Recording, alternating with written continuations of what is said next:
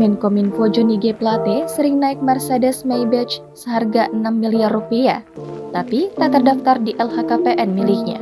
Menteri Komunikasi dan Informatika Johnny G. Plate tersangka kasus dugaan korupsi sering menggunakan mobil-mobil mewah saat dinas. Dalam berbagai kesempatan, pria yang terjerat kasus korupsi proyek BTS hingga merugikan negara sebesar 8,23 triliun rupiah tampak menaiki mobil mewah Mercedes Maybach.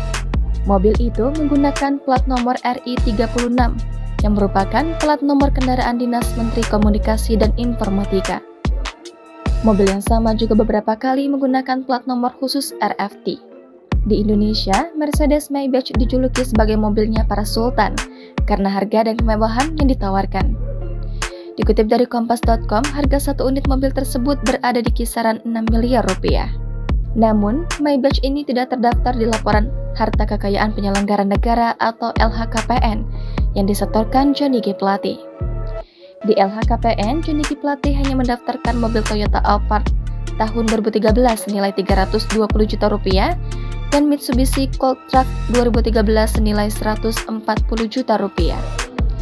Dua unit Fortuner yang digeledah Kejaksaan Agung juga tak ada di LHKPN.